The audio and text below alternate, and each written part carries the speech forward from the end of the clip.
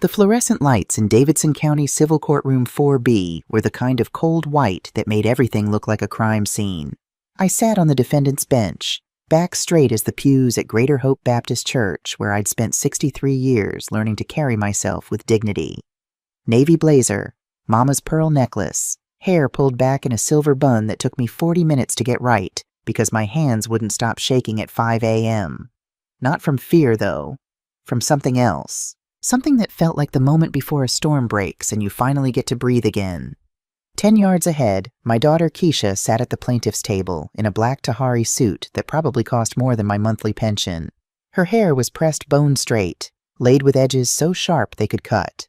She had her phone out, scrolling, occasionally whispering to that $500 an hour lawyer beside her. Not once, not one single time, did she turn around to look at me.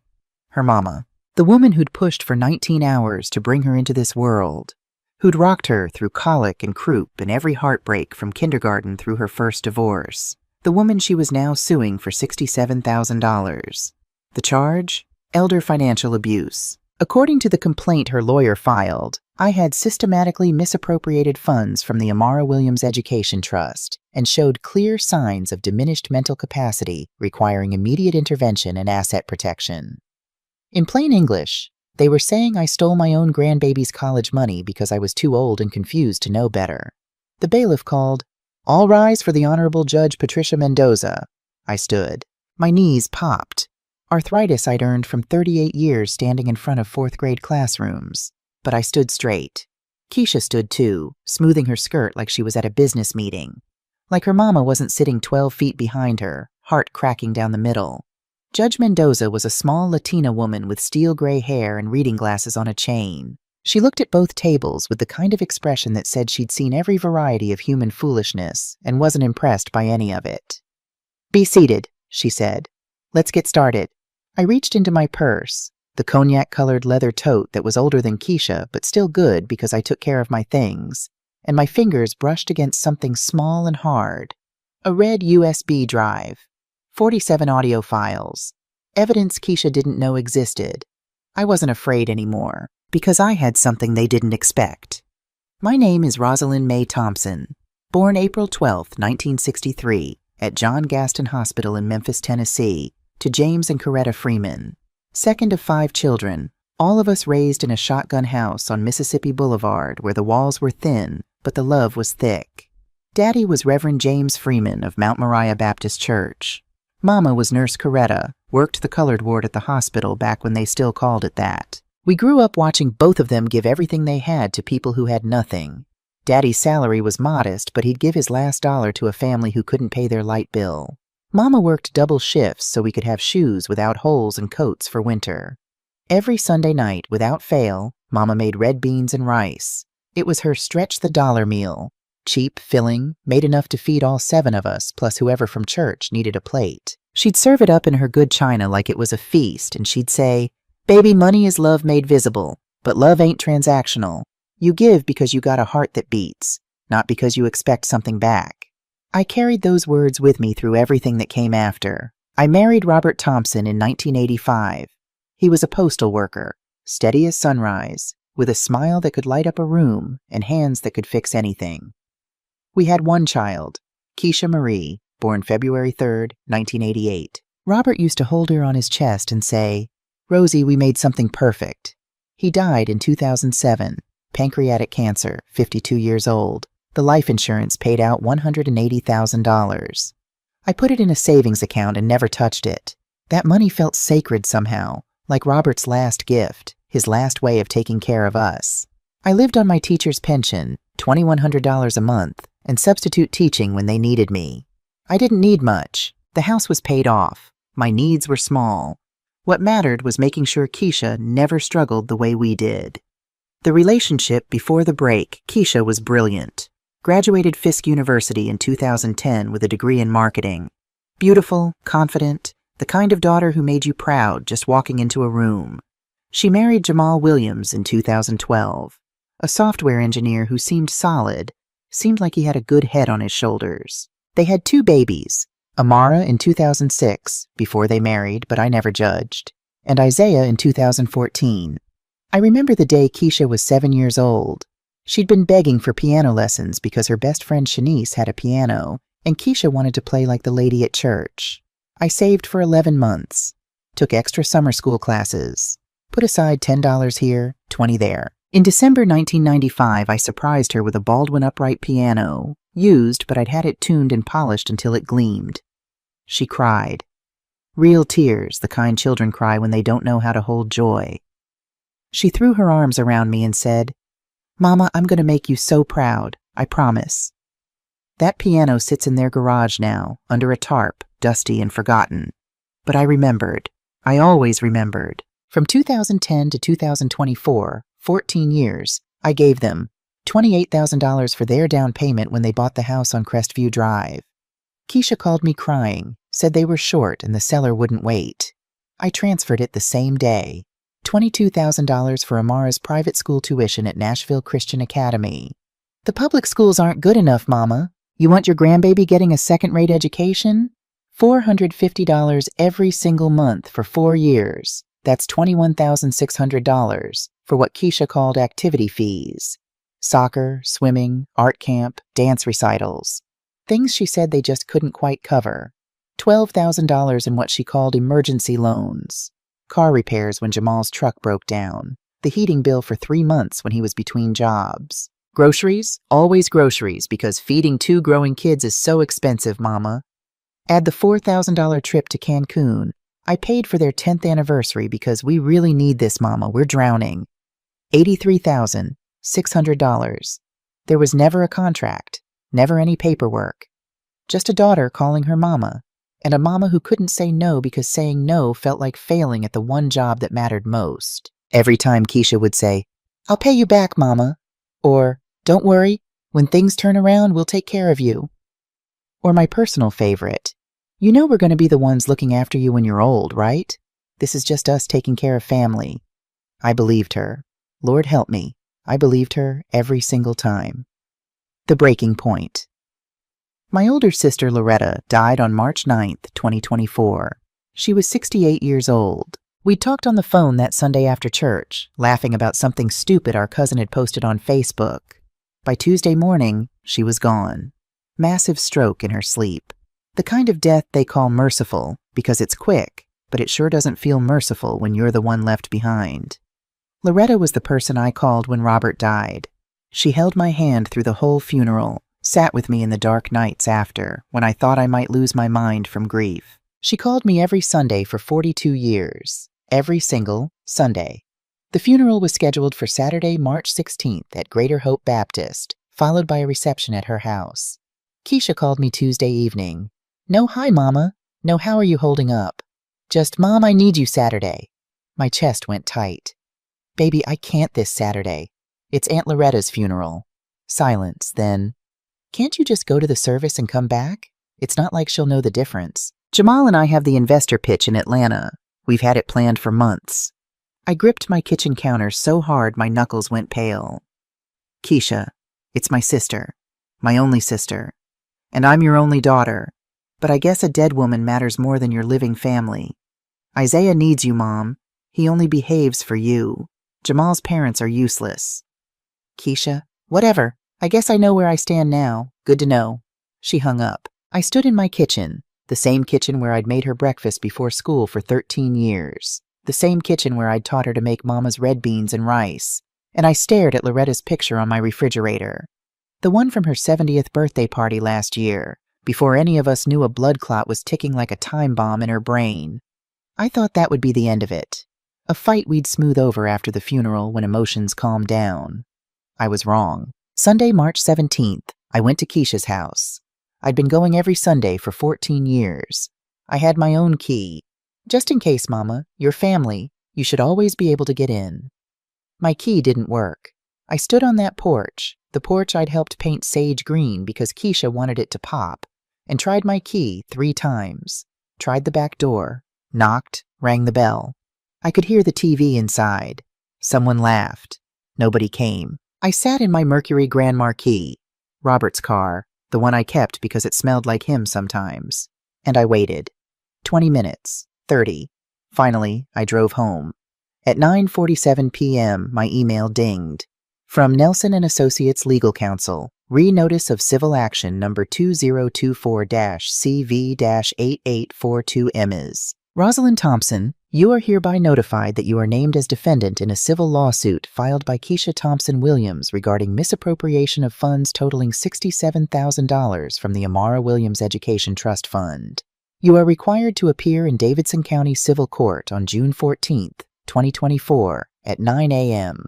Failure to appear will result in default judgment. I read it 3 times. $67,000. That was the exact amount I'd transferred into the trust fund for Amara in 2018. Robert's life insurance money. The last piece of him I had left. I'd put it in Amara's name with Keisha as trustee because I wanted my grandbaby to have options I never had. College. A future. And now Keisha was suing me for stealing it? I didn't sleep that night. I walked through my house, touching things. Amara's school picture from 3rd grade. The macaroni frame Isaiah made me for Christmas. The quilt Loretta and I made together the summer before Robert died. 63 years of being a good daughter, a good wife, a good mother, a good grandmother, and 1 funeral attendance had reduced me to this. Why I chose to fight. I tried calling Keisha 40 times over the next week. Every call went straight to voicemail. I texted, "Baby, please, can we talk about this?" No response. I drove to the house, my $28,000 down payment house, and knocked. Jamal answered, blocked the doorway. "Rosaline, Keisha doesn't want to see you right now. You need to respect that." "I just want to understand. You need to leave before I call the police for trespassing." I left. I texted Amara, "Sweetness, it's Grandma. I miss you. Can we talk?" She responded, "Mom showed me the bank statements. How could you steal from me? I trusted you. That one broke something in me I didn't know could break." I went to Reverend Bernard Hayes. I'd known him since he was an assistant pastor 30 years ago. Sat in his office and told him everything. He listened, hands folded, eyes sad. "Sister Rosaline," he said finally, "sometimes you gotta let Caesar render unto Caesar. This ain't a family matter no more. This is legal, and you need legal help." My friend Yvonne from Grief Support Group said it even plainer. "Rosie, you spent your whole life making yourself small so Keisha could be big. What if you stopped shrinking?" On April 1st, 2024, I called Diane Porter. She was the only black female attorney in Davidson County. Her office was a small 2nd-floor walk-up on Main Street with a bronze plaque that said Porter Law, Justice Without Apology. I walked in and said, "My daughter is suing me for money I never took, and I'm ready to fight back." Diane's office smelled like old books and strong coffee. She was 52, natural hair cut close, gold-rimmed glasses, a handshake that meant business. "Mrs. Thompson," she said, gesturing to a chair, "elder financial abuse cases are hard to defend. Juries tend to assume the child is protecting their inheritance and the parent is confused. We're fighting uphill." I reached into my tote and pulled out 3 accordion folders. I brought documentation, bank statements, every single one from 2010 to 2024, 147 receipts for transfers to Keisha, copies of every check, the trust fund agreement from 2018 with Keisha's signature as trustee. Diane went through them slowly, turning pages, making notes. 20 minutes passed in silence except for the scratch of her pen. Finally, she looked up. "Mrs. Thompson, did Keisha ever thank you for any of this?" "She said she'd take care of me when I was old." "That's not a thank you." Diane pulled up the trust fund account on her laptop, typed, scrolled. Her eyebrows went up. "Mrs. Thompson, the $67,000 isn't missing." My heart stopped. "What?" "It's still in the account, but there are 15 withdrawal transactions over the past 2 years. 3,000 here, 5,000 there, 8,000, all authorized by Keisha Thompson Williams as trustee, all transferred to an account in her name." The room tilted. "She's suing you," Diane said slowly, "for money that she took." I couldn't speak. I literally could not make words come out. Diane leaned back. "This is Darvo. Deny, attack, reverse victim and offender. She took the money, and now she's accusing you to cover her tracks. If she can get a judgment saying you're mentally incompetent, she can claim she was protecting the account from you. It's sick, but it's not uncommon. Can we prove it?" "We can, but she's going to fight dirty. Her lawyer already sent a settlement offer." She slid a paper across the desk. Thompson Williams willing to drop all charges in exchange for 1. Payment of $30,000. 2. Signed affidavit relinquishing all grandparent visitation rights. 3. Statement acknowledging mental incompetence. I read it twice. "What do you want to do?" Diane asked. I thought about Amara's text. How could you steal from me? I thought about that piano under the tarp. I thought about Mama saying love ain't transactional. I want my day in court. April through May was a blur of preparation. Diane had me write everything down. Every conversation I could remember. Every promise Keisha made. Every time she said just this once, or I'll pay you back. And that's when I remembered. Starting in 2022, every time Keisha called asking for money, I'd started recording the calls. Not to trap her. I swear it wasn't that. It was because I kept forgetting details. Doctor said it was stress, but I was scared it was something worse, so I used the voice memo app on my iPhone to record conversations so I could listen back and remember what we'd agreed to. 47 recordings. I transferred them to a USB drive and brought them to Diane. She listened to the first one, then the second. By the fifth, her eyes were bright. "Mrs. Thompson, Tennessee is a one-party consent state. You were part of these conversations. These recordings are completely legal and admissible in court." "What's in them?" Keisha admitting she took money from the trust fund. Keisha saying you owe her.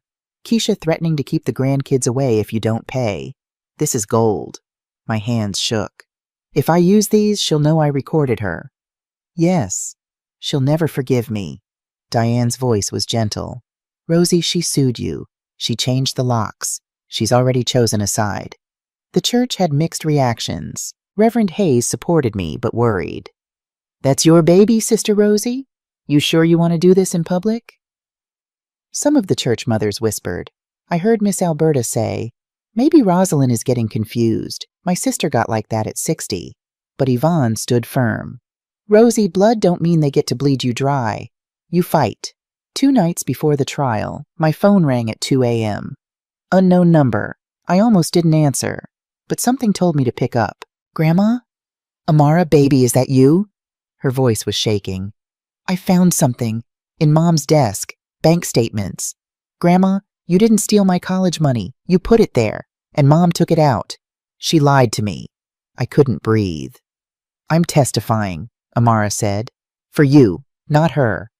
"Baby, you don't have to." "Yes, I do. Because if I don't, I'm just like her, and I won't be." June 14th, 2024. 6:15 a.m. I stayed at Yvonne's house the night before. Couldn't stand to be alone. Woke up before dawn, put on Mama's navy blazer, the one she wore for church and funerals, and the pearl necklace that was the only jewelry she ever owned. Yvonne made me eggs. I couldn't eat. "You look strong," she said. "I feel like I'm about to throw up." That's how you know it matters. I drove to the courthouse in Roberts Mercury. It needed an oil change, and the AC didn't work great, but it was mine and it was paid for, and that felt important somehow. I parked 3 rows from the entrance. That's when I saw her. Keisha, getting out of a white Audi Q5. Hair perfect. Suit perfect. Laughing at something on her phone. Laughing. Our eyes met across the parking lot. Hers flickered, something I couldn't read. Then she looked away and kept walking. Like I was a stranger. Like she hadn't spent 9 months in my body and 20 years in my house. I gathered my purse, my folders, my evidence. Walked into that courthouse with my head high. Diane met me at the security checkpoint. "You ready?" I touched the USB drive in my purse. I've been ready my whole life. We walked into courtroom 4B together. And that's where this story really begins. Malcolm Green rose from the plaintiff's table like a man preparing to deliver a eulogy. He was 60 years old, white, with silver hair swept back and a charcoal suit that probably cost more than my monthly pension. Everything about him said money, power, control. He buttoned his jacket and walked toward the jury box with the kind of slow, measured steps designed to make you pay attention. "Your Honor, members of the jury," he began, his voice rich with manufactured sadness. "This is one of the most painful cases I've ever had the privilege, and the burden, of bringing before this court." I sat perfectly still. Diane had coached me. Don't react. Let your face be stone. They want you to look angry or confused. Give them nothing. "My client, Ms. Keisha Thompson Williams is a devoted daughter, a loving mother. A woman who has spent her entire adult life trying to care for her aging mother while raising 2 children and building a career. He gestured toward Keisha, who dabbed at her eyes with a tissue. She trusted her mother, as any good daughter would, with the most precious thing she had, her daughter's future. Malcolm paced slowly, letting that sink in. In 2018, Mrs. Rosaline Thompson convinced my client to place $67,000, money meant for young Amara's college education, into a trust fund. Mrs. Thompson insisted she could manage it better, that she knew about investments and savings, that she would protect it. He paused for effect. Over the next 2 years, Mrs. Thompson systematically withdrew that money, $3,000 here, $5,000 there. When confronted, she became hostile, defensive. She accused my client of being ungrateful, of abandoning her. She made wild claims about being owed money for past gifts freely given, Your Honor, not loans. I dug my fingernails into my palm. Gifts freely given, like the $28,000 for their house down payment was just pocket change I threw around. We will present medical evidence showing that Mrs. Thompson suffers from early-stage dementia, memory loss, confusion, paranoia. The very symptoms that make elder financial abuse so tragic, because the person committing the abuse often doesn't even understand what they're doing. A female juror in the front row, white woman, maybe 45, nodded sympathetically. My client is not here for revenge, Malcolm said, his voice dropping to something almost tender. She's here because she loves her mother, because she wants to protect her mother from herself, because the kindest thing we can do for someone who's lost their way is to help them find it again, even if they fight us every step. He turned to face me directly for the first time. Mrs. Thompson is not a criminal. She's a sick woman who needs help, and my client is asking this court to provide that help before it's too late. He sat down. Keisha reached over and squeezed his hand, mouthing thank you. Judge Mendoza looked at Diane. Miss Porter, you're opening? Diane stood. She didn't button her jacket or pace dramatically. She just stood at her table and spoke clearly. Your Honor, members of the jury, my client is a retired school teacher who spent 38 years educating children in this county. She has a master's degree in education administration, which she completed at age 56 with a 3.9 GPA. She has managed the treasury for Greater Hope Baptist Church for 18 years without a single discrepancy in a $400,000 annual budget. Diane picked up a folder. The $67,000 in question? It didn't disappear. It's still in the trust fund account, but it was withdrawn 15 times by the plaintiff, Keisha Thompson Williams, who had sole authority as trustee. Not by Mrs. Thompson, by her daughter. Malcolm started to rise. Diane kept going. This is not a case about a confused elderly woman. This is a case about a daughter who took money meant for her own child and is now trying to blame her mother to cover her tracks. The evidence will show that, and it will show something else. A pattern of financial exploitation going back 14 years.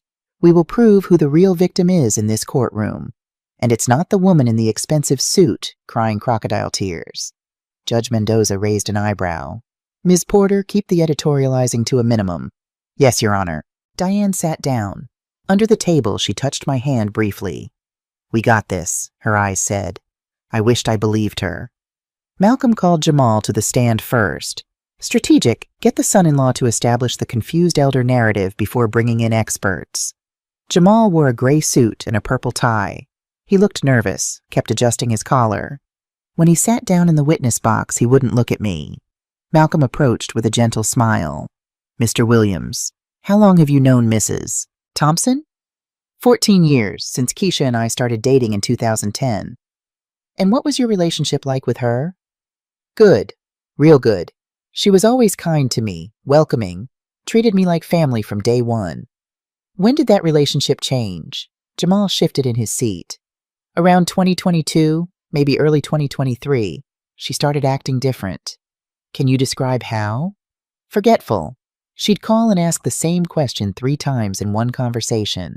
She forgot Amara's birthday twice, and that's her grandbaby she helped raise.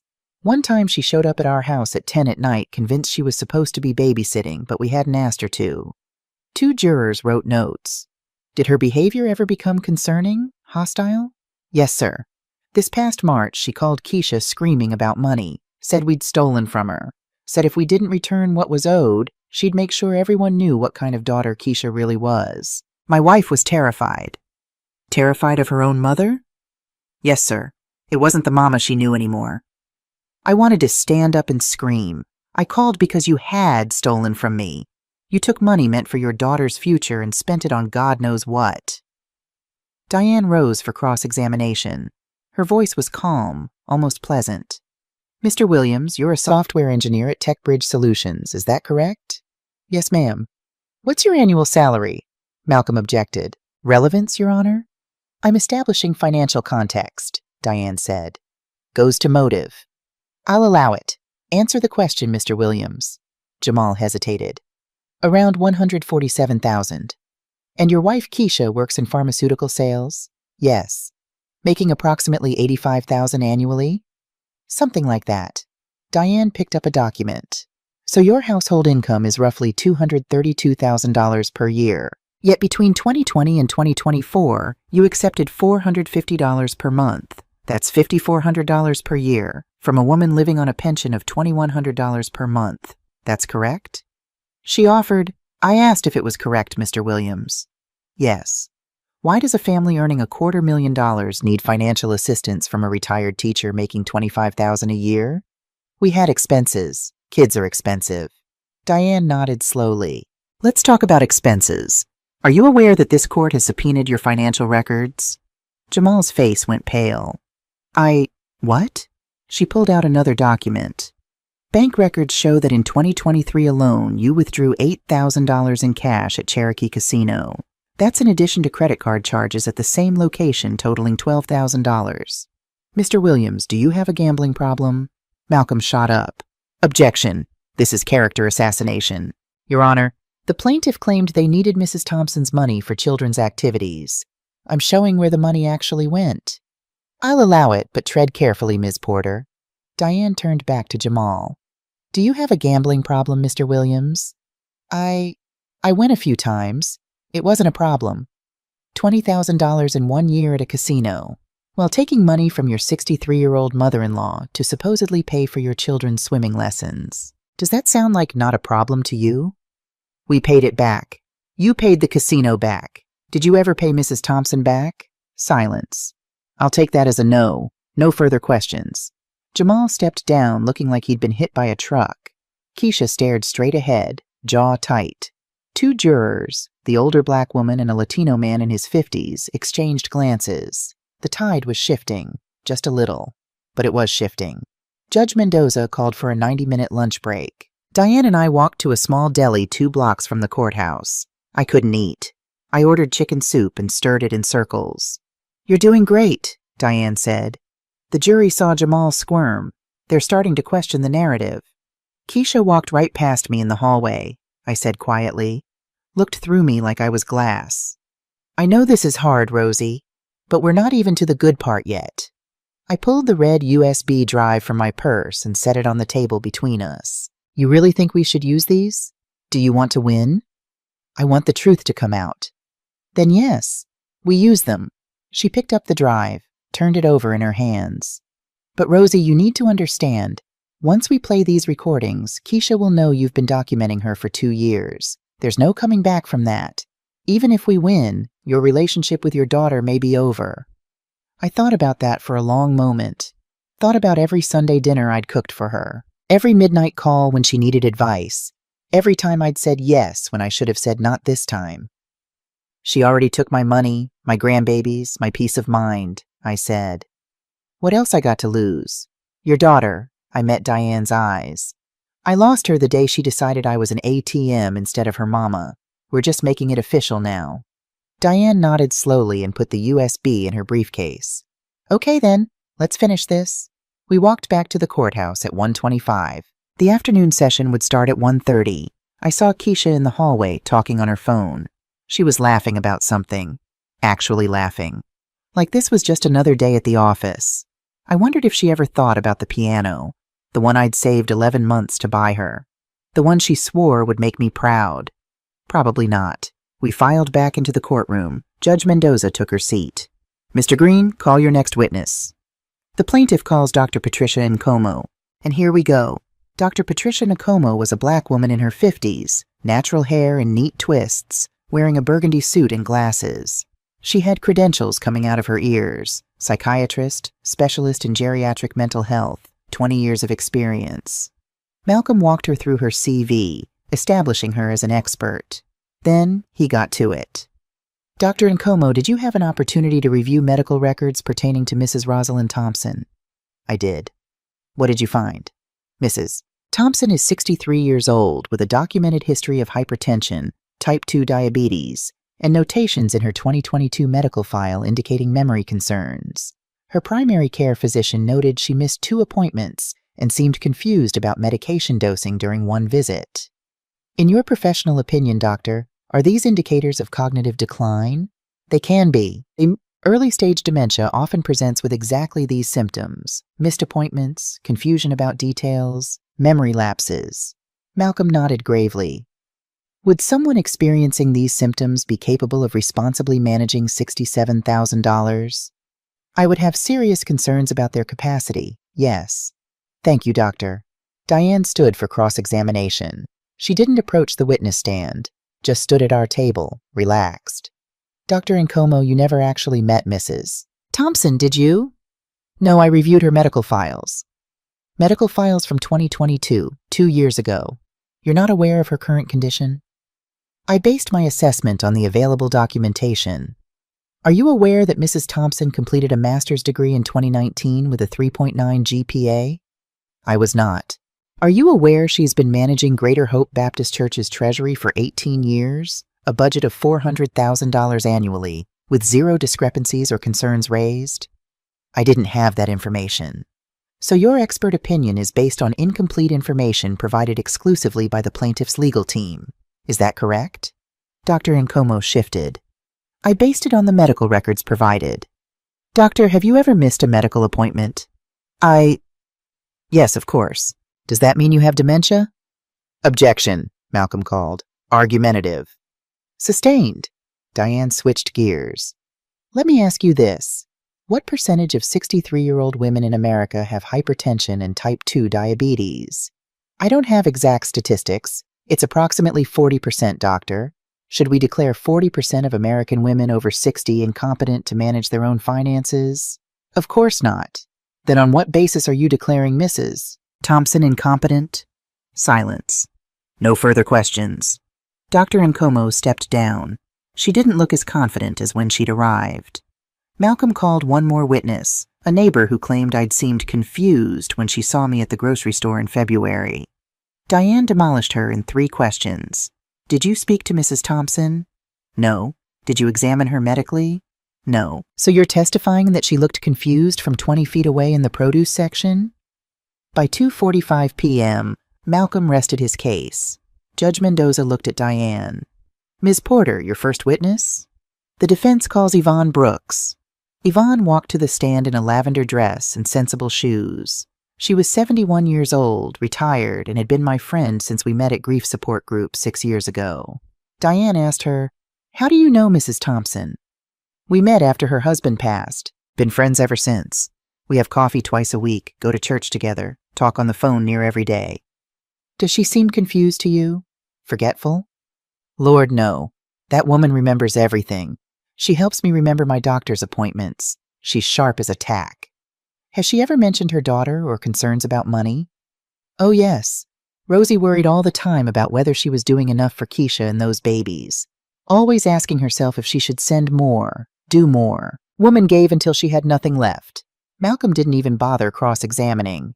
What was he going to do? Attack a 71-year-old church lady? Diane called Reverend Hayes next. He testified about my work with the church treasury, my mental acuity, my character. Then Diane said the words I'd been waiting for.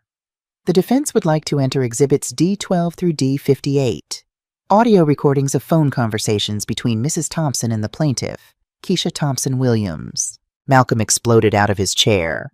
"Your Honor, we were not provided these recordings in discovery. This is ambush testimony." Diane's voice was steel. Tennessee Code Annotated Section 39-13-601 establishes one-party consent for recording. Mrs. Thompson was a party to every conversation.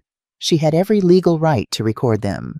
Furthermore, Tennessee rules of civil procedure allow for supplemental evidence when it becomes material to the defense. We only became aware these recordings were relevant after Dr. Nkomo's testimony claimed my client was incompetent. Judge Mendoza reviewed her notes. I'll allow it, but Ms. Porter, you'll introduce them judiciously. Choose your excerpts carefully. We don't have time for 47 recordings. Yes, Your Honor. Diane set up the audio player. The courtroom went silent. She played recording number 23 first. The date stamp said April 15th, 2023. The speakers crackled, then Keisha's voice filled the courtroom. Keisha. Mom, I need $3,000 by Friday. Me. Baby, I just gave you $800 last month for Isaiah's soccer. Keisha. Do you want to see your grandkids or not? Because Jamal thinks you're a bad influence. Keeps asking why you're so broke if you're supposedly good with money. Makes us look bad when you can't help. Me. Keisha, that's not fair. Keisha. Life's not fair, Mama. You taught me that. 3,000. Or you can explain to Amara why Grandma doesn't love her anymore. The recording ended. I glanced at the jury. The older black woman had her hand over her mouth. A white man in his 60s shook his head slowly. Diane played recording number 31, December 3rd, 2023. Keisha. The trust fund? Yeah, I took $8,000. It's my daughter's fund. I'm the trustee. I can borrow against it. Me. But baby, that money's supposed to be for her college. Keisha. And I'll pay it back. God, you act like I'm stealing. After everything you owe me for raising your granddaughter while you lived your best retired life? You got some nerve. Another recording. March 2nd, 2024, 2 weeks before Loretta's funeral. Keisha. Mom, if you don't help us with this down payment for the rental property, we're going to lose the deal. This is our future we're talking about. Me. Honey, I gave you my last $3,000 in January. Keisha. So what? You're just going to let your own family struggle? After everything we've done for you? All the times we've included you in our lives when we could have just moved on? Me. Included me? Baby, I'm your mother. Keisha. And you're acting like it's a privilege. Maybe we need some space from you for a while. By the time Diane finished playing 5 recordings, Keisha's face was ashen. Jamal was whispering to Malcolm urgently. 3 jurors were crying. Diane turned to Judge Mendoza. Your Honor, we have 42 more recordings with similar content. I can provide them all to the jury for review, or I can move on. I think we've heard sufficient examples, Ms. Porter. Continue. Diane nodded. The defense calls Amara Williams. The moment everything changed, the courtroom went silent, completely, utterly silent. Keisha half stood from her chair. No, she's not. Malcolm grabbed her arm. Keisha, sit down. That's my daughter. Judge Mendoza's voice cracked like a whip. Ms. Thompson Williams, you will sit down and be silent, or I will hold you in contempt. Keisha sat, but her eyes never left Amara as my grandbaby walked to the witness stand. Amara was 18 years old. She wore a simple blue dress, her natural hair pulled back in a puff, no makeup except a little lip gloss. She looked so young and so brave. The bailiff swore her in. Her hand shook on the Bible. Diane's voice was gentle. Amara, please state your relationship to the parties in this case. Rosalind Thompson is my grandmother. Keisha Thompson Williams is my mother. Why are you here today? Amara took a breath. Because my mother lied to me. About what? She told me my grandmother stole my college fund, that Grandma was sick and confused and couldn't be trusted. She said I should stay away from her for my own good. When did you learn this wasn't true? 3 weeks ago. I was looking for my birth certificate in Mom's home office. I needed it for college enrollment. I found bank statements, lots of them, going back to 2018. What did they show? That in 2018, Grandma transferred $67,000 into a trust fund account for me. That was my grandfather's life insurance money, every penny of it. Amara's voice cracked. And starting in 2022, my mom started taking it out. $3,000 here, $5,000 there. By the end of 2023, she'd taken almost $42,000. Gasps from the gallery. Did you confront your mother about this? I tried. She said I didn't understand finance, that she was managing the money, that she'd put it back. But the statements show she never did. She just kept taking. Amara, when your mother told you your grandmother had stolen from you, how did you react? Tears started rolling down Amara's face. I sent Grandma a text. I said terrible things. I called her selfish and a thief. I said I never wanted to see her again. She looked directly at me. I said I hated her. I couldn't breathe, couldn't move. What did your grandmother say? She texted back, "Baby, I love you. If your mama needed that money, then it was worth it. You take care of yourself." That's all. No defending herself, no blame, just love. Diane let that sit for a moment. Why are you testifying today? Because my mom is teaching me that love means using people, that family means taking what you need and lying about it, and I refuse to learn that lesson. Amara looked at Keisha. I won't be like you, Mom. I won't. Malcolm's cross-examination was brutal. He tried to paint Amara as a rebellious teenager angry about being grounded, tried to suggest she was siding with Grandma to get college money, tried everything. But Amara held firm. Finally, he asked, Ms. Williams, do you realize you're destroying your family by testifying here today? Amara looked him dead in the eye. No, sir. I'm trying to save it. She stepped down and walked past her mother without looking, sat in the gallery behind me, put her hand on my shoulder. I reached up and held it. The defense calls Rosalind Thompson. I stood, walked to the witness stand on legs that felt like water. The bailiff held out the Bible. I put my hand on it, and I swear I felt Mama, Robert, Loretta, all of them, standing with me. Do you swear to tell the truth, the whole truth, and nothing but the truth? I do. Diane kept it simple. Mrs. Thompson, why did you give your daughter so much money over the years? Because that's what you do when you love somebody. You help them. You make sure they don't struggle the way you did. You give them chances you never had. Did you ever expect to be repaid? No, ma'am. When you give from love, it's not a loan, it's just love. Do you regret helping your daughter? I thought about that. Really thought. I regret that somewhere along the way, my love became her entitlement. I regret that I taught her the wrong lesson about what it means to be family. I regret that I didn't say no sooner, before we got here. What would you say to your daughter now if you could? I looked at Keisha. For the first time since this whole thing started, I really looked at her. I'd say I'm sorry I failed you. I gave you everything except the one thing you needed most, the ability to hear no, and that's on me. But baby, what you're doing now, blaming me to cover your own mistakes, that's on you. Malcolm's cross-examination was designed to break me. Mrs. Thompson, isn't it true you're only here because your daughter chose her husband and children over you? No, sir.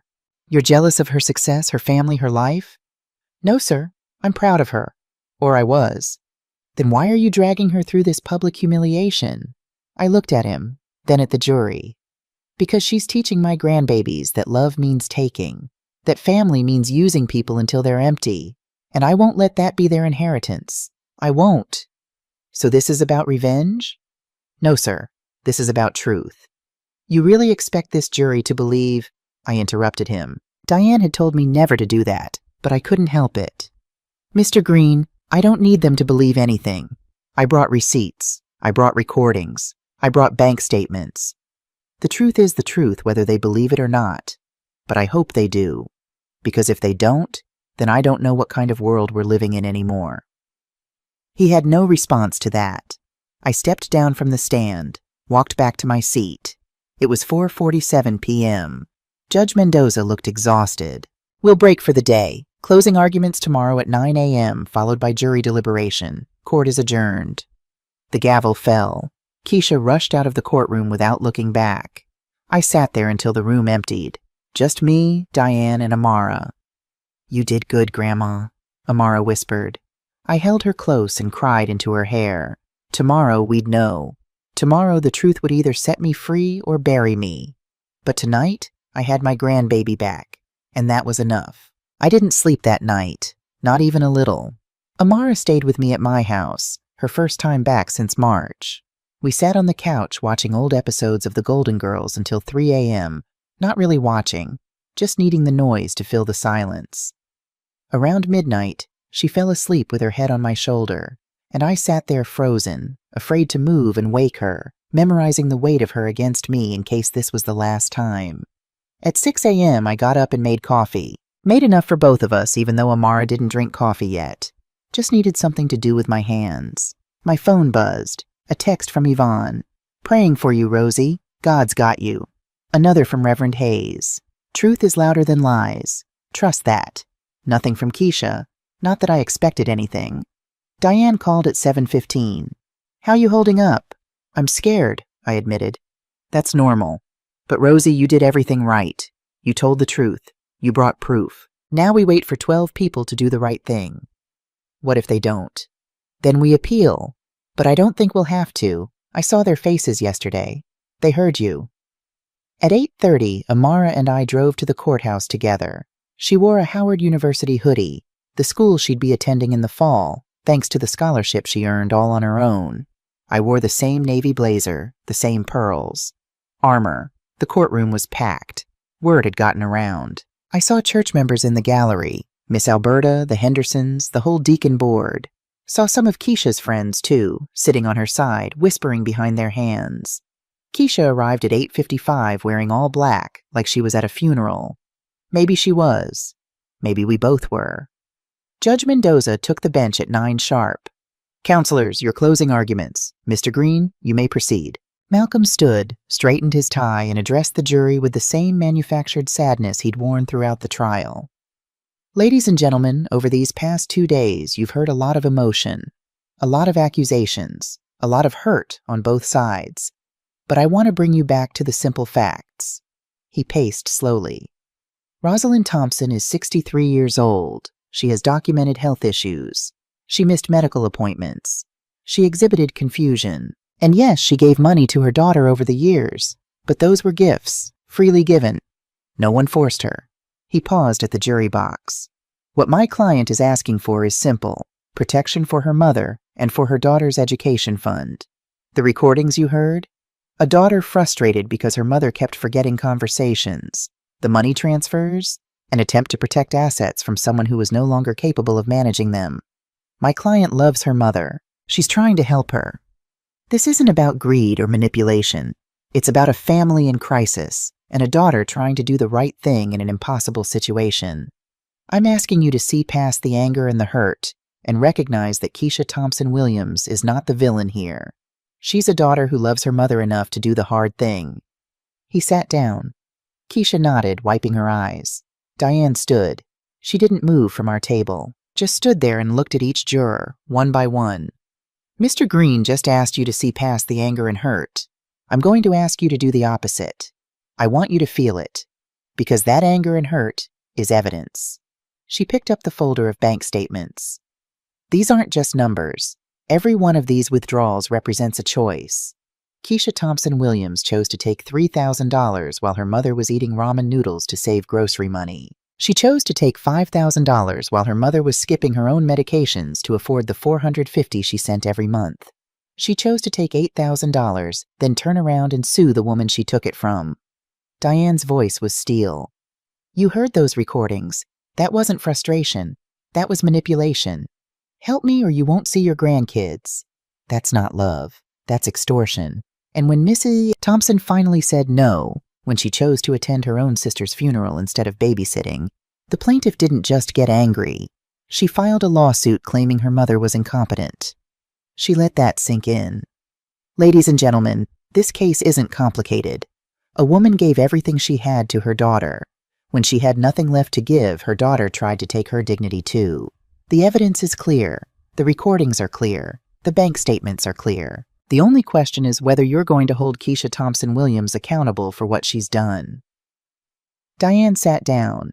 Judge Mendoza instructed the jury, explained reasonable doubt, burden of proof, all the legal language that made my head spin. Then she said the words I'd been dreading and hoping for in equal measure. "The jury will now deliberate. We'll reconvene when a verdict has been reached." They filed out at 10:47 a.m., and the waiting began. 2 hours felt like 2 years. I sat on a bench outside the courtroom with Amara on one side, Yvonne on the other.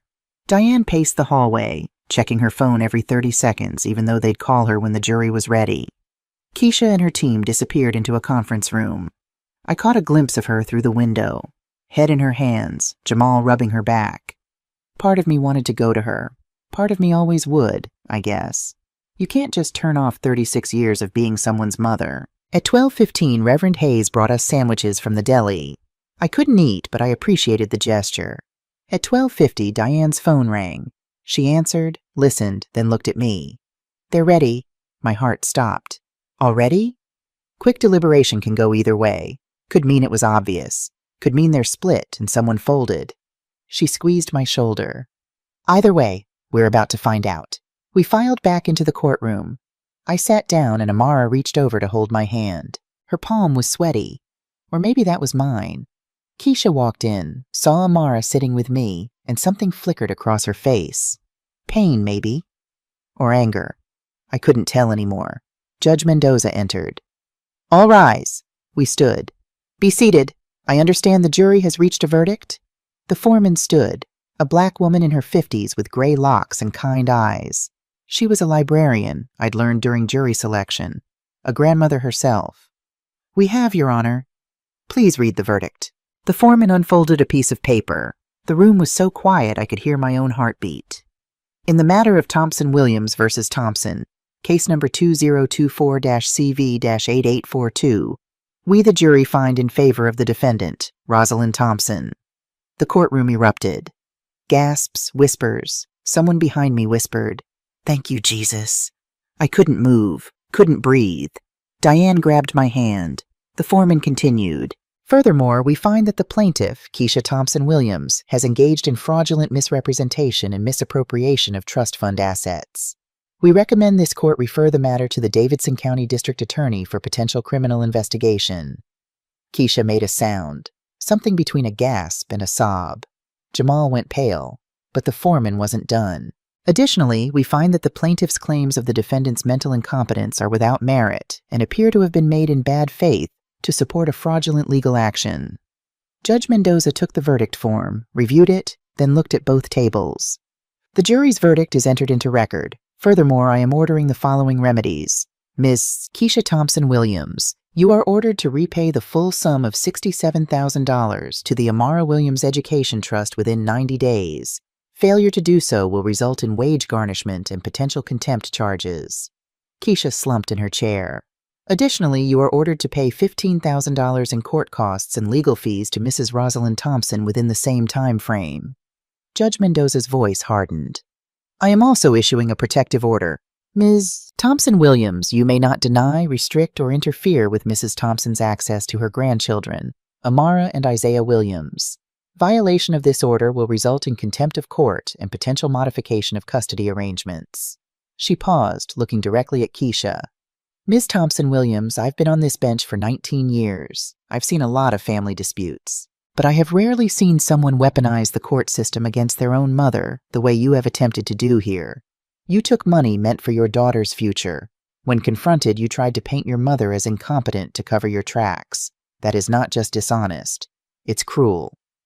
As for the criminal referral, I am forwarding this case file to the district attorney. Whether they choose to prosecute is their decision, but the evidence of potential embezzlement and fraud is substantial enough to warrant investigation."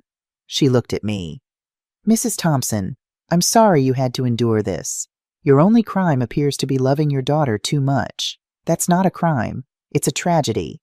This court finds in your favor on all counts." The gavel fell. It was over. Keisha sat frozen for a full minute. Then she stood, grabbed her purse, and walked out without looking at anyone. Not her lawyers, not Jamal, not me, not even Amara. Just gone. Jamal hesitated, looked at Amara with something that might have been an apology, then followed his wife. People swarmed me, church members hugging me, crying with me. Diane shaking my hand, her eyes bright. "You did it, Rosie. You actually did it." But I didn't feel victorious. I felt hollow. I'd won in court, but I'd lost my daughter. Those two things were both true at the same time, and I didn't know how to hold them together. Outside the courthouse, reporters tried to stop me. I waved them away. Diane gave a brief statement, something about justice and truth, but I couldn't hear the words over the ringing in my ears. I found my Mercury in the parking lot, got in, locked the doors, sat there alone while people walked past, celebrating or consoling, or just going about their lives like the world hadn't just shifted on its axis. My phone rang. Yvonne. Rosie? Baby, where are you? In my car. You okay? Was I? I didn't know how to answer that. It's over, I said finally. Did you win? The judge said I did. Doesn't feel like winning. That's because winning a court case and winning your family back are two different things. You won the first one. The second one's still out there. I don't know if I can get that one back, Yvonne. Then you don't, but you still got yourself back. And that's something. I sat in that parking lot for 20 minutes. Then I started the car and drove home. 3 weeks later, the story made the local news. Grandmother wins lawsuit against daughter in elder abuse case. They blurred our faces, but everyone in Nashville knew who we were talking about. The church had mixed reactions. Some people praised me for standing up for myself. Others whispered that I should have handled it privately, that airing family business in court was shameful. Miss Alberta, surprisingly, became one of my biggest defenders. That girl was bleeding her mama dry and y'all want Rosie to keep quiet about it? Nah, sometimes you gotta speak up, even when it hurts. Keisha didn't contact me, not once. But she did wire $67,000 back into Amara's trust fund on day 89, 1 day before the deadline. The $15,000 in legal fees came a week later. No note, no apology, just compliance. Amara moved in with me officially. We set up the guest room as hers, painted it yellow, bought her a desk for studying. She got a part-time job at the library and saved every penny for college expenses the scholarship didn't cover. Isaiah came to visit every other Saturday. Keisha would drop him off, wait in the car, then pick him up 2 hours later. We never spoke, just exchanged nods through the windshield like strangers. He asked me once, "Grandma, why doesn't Mommy come inside anymore?" I didn't know how to answer that. Finally said, "Sometimes grown-ups have disagreements that take a long time to fix, baby. But it's not your fault.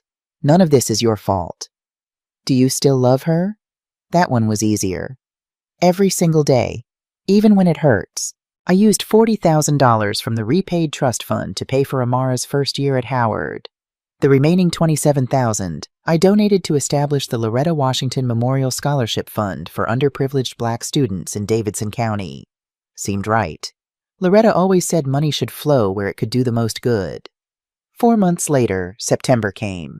Amara left for college. I drove her to D.C. myself. 9 hours in the Mercury with snacks and a playlist she made of songs she said I needed to know. We sang off-key to Beyoncé and Lauryn Hill. We stopped at a Cracker Barrel in Virginia where she ordered more food than she could eat, and I told her about when her granddaddy took me to my first year of college. "Were you scared?" she asked. Terrified, but excited too. Both things at once. That's how I feel now. When we got to Howard, helped her move into her dorm, I cried. Couldn't help it. "I'm so proud of you," I told her. "Your grandpa would be too." "Grandma, I couldn't have done this without you. The scholarship covers tuition, but you covered everything else. You fought for me when I didn't even know I needed fighting for. You would have done it anyway. You're stronger than all of us." Before I left, she said, "Do you think Mom will ever come around?" "I don't know, baby. I hope so. But even if she doesn't, you keep being you. Don't let our broken pieces cut you." I drove home alone, and for the first time in months, I cried for something other than pain. I cried because my grandbaby was free. Free from the cycle of using and taking and calling it love. Free to be her own person. That felt like winning too. 6 months later, March 2025, 1 year since Loretta died. 1 year since everything fell apart. I was at home making red beans and rice, Mama's recipe, when someone knocked on my door. I wasn't expecting anyone. Yvonne was at her daughter's house. Reverend Hayes was at a conference. I opened the door. Keisha stood on my porch. She looked different, thinner, older. Her hair was natural now, pulled back in a simple ponytail. No makeup, no designer clothes, just jeans and a plain shirt. We stared at each other. "Can I come in?" she asked quietly. I stepped aside. She walked into the living room, the room where I'd rocked her as a baby, where we'd opened Christmas presents, where everything good used to happen, and she stood there like she didn't recognize it anymore. "I'm not here to apologize," she said finally. "Not exactly." "Then why are you here?" "Because Amara told me I needed to. She's been in therapy. Made me go too. Individuals and couples with Jamal. I didn't say anything, just waited. The therapist asked me to describe my relationship with you. I said we were close. She said, "Were you close or were you dependent?" I didn't understand the difference. Keisha's voice cracked. Turns out there's a big one. She sat on the couch without asking. I sat across from her. I took you for granted, Mama. Worse than that. I used you. I told myself it was okay because you were my mother and mothers are supposed to help. But I wasn't asking for help. I was demanding it. And when you finally said no, I couldn't handle it. Tears ran down her face. Suing you was Jamal's idea at first. He was panicking about the missing trust fund money, afraid I'd go to jail, but I went along with it. I let them paint you as senile and confused because it was easier than admitting what I'd done. And that makes me sick. Why now? I asked. It's been a year, Keisha. Because I've been trying to understand how I became this person who would sue her own mother, who would steal from her daughter's future, who would threaten you with your own grandchildren. She looked at me. And I think I finally know. Tell me.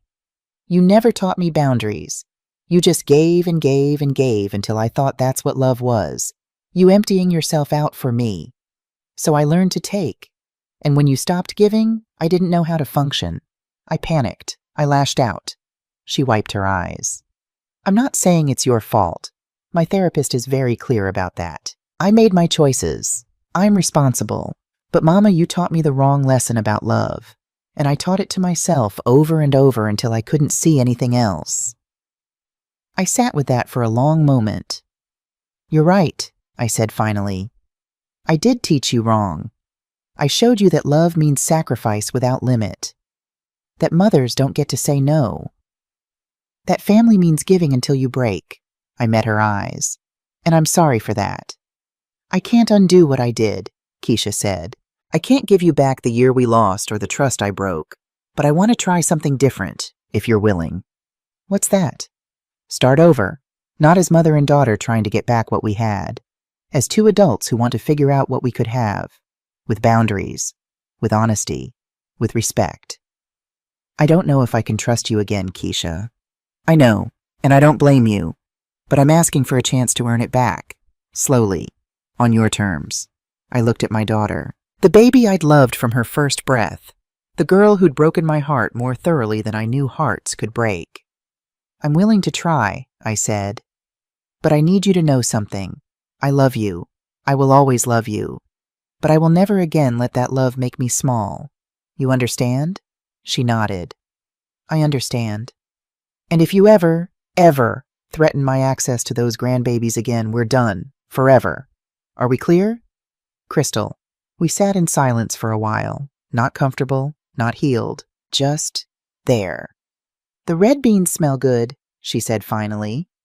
You hungry? Starving. I got up, ladled 2 bowls, brought them to the table. We ate together for the first time in a year. Didn't talk much. Didn't need to. When she left, she paused at the door. Mama? Yeah? Thank you for not giving up on me, even when I gave you every reason to. That's what mothers do, baby, even when it hurts. She left. I watched her car pull away. I didn't know if we'd make it. Didn't know if trust could be rebuilt from these broken pieces. But for the first time in a year, I had hope. The following Sunday, Reverend Hayes asked me to give testimony at service. I almost said no. I didn't want to be the broken family on display for the whole congregation. But then I thought about Amara, about all the young women in that sanctuary who were learning what love looks like. And I said yes. I stood at the pulpit in front of 300 people and told the truth. Some of y'all know I just came through a court battle with my own child. People have asked if I regret it. They say, Sister Rosie, that's your blood. How could you air your business like that? And I tell them, because that's my blood, I had to. The church went quiet. See, I spent 63 years teaching my daughter that love means sacrifice without boundaries. I thought I was being a good mother. Turned out I was just teaching her to be a good taker. What I didn't teach her, what I didn't know myself, is that love also means boundaries. That you can pour into somebody without drowning yourself in the process. That saying no doesn't make you selfish. It makes you honest. I gripped the pulpit. The Bible says honor thy mother and father, but it doesn't say let them dishonor you. and I had to learn that the hard way. I didn't take my daughter to court for revenge. I took her because my grandbabies needed to see that love without respect is just manipulation wearing a prettier name. I took her because truth matters more than keeping peace. I took her because sometimes the most loving thing you can do is refuse to enable somebody's worst behavior. My voice broke. They said I was just a confused old woman who didn't know what she was talking about. The judge disagreed, and so did the truth. The congregation stood, every single person, clapping, crying, calling out amen and preach. I saw Amara in the front row, tears streaming, pride shining in her eyes. I saw Yvonne and Reverend Hayes and all the people who'd stood by me when standing by me cost something. And in the back, slipping in late, I saw Keisha. She didn't clap, didn't call out, just stood there, tears on her face, watching. Our eyes met. I nodded. She nodded back. It wasn't forgiveness, not yet. It wasn't reconciliation, not fully, but it was something. A crack in the wall we'd built between us. A possibility. And sometimes, possibility is enough. After service, Keisha waited by my car. "That was brave," she said. "That was necessary," I replied. "Can I take you to lunch? Just us?" I thought about it. Thought about the year of silence, the hurt, the betrayal. Then I thought about what Mama used to say. "Baby, you can't set yourself on fire to keep others warm, but you can sit with them in the dark until morning comes." "Lunch," I said. "But we split the check, and we talk real talk. No more pretending." "No more pretending," she agreed. We went to the same diner where she and I used to go every Sunday after church when she was little. Ordered the same thing we always did, chicken and waffles for her, grits and eggs for me. The conversation was hard, stilted, full of long pauses and uncomfortable truths. But we talked, and that was more than we'd done in a year. When we finished, she paid the check before I could argue. "Consider it the first installment on the debt I owe you, the one that's not about money." "You don't owe me?" "Yes, Mama, I do." I let her have that. 3 weeks later, she brought Isaiah to Sunday dinner at my house. The first time in over a year. We ate red beans and rice, Mama's recipe, the one I taught Keisha, the one she'd forgotten, the one we made together again from scratch. Isaiah asked, "Are we a family again?" Keisha and I looked at each other. "We're working on it, baby," I said. "It takes time to rebuild something that's been broken, but we're trying." "That's good," he said, satisfied, and went back to his cornbread. Sometimes the simplest truths come from the smallest voices. 2 years later, Amara graduated from Howard with honors. Keisha and I sat together at the ceremony, not holding hands, not whispering secrets, but together. Isaiah was 11 now, playing football, making good grades, coming to my house every other weekend. Keisha repaid every penny, not because the court made her, because she wanted to, said it was part of her healing. We had dinner once a month. Sometimes it went well. Sometimes we fought. Sometimes we sat in silence, not knowing what to say to each other, but we kept showing up. And that, I learned, is what rebuilding looks like. Not perfect, not pretty, just persistent. I'm 65 now. My knees hurt more. My memory's not what it was. But I'm not confused. I'm not diminished. I'm just a woman who learned, finally, painfully, that the greatest gift you can give someone you love is the truth, even when it costs you everything, especially when it costs you everything. They said I was just a confused old woman. The judge disagreed, and so did I.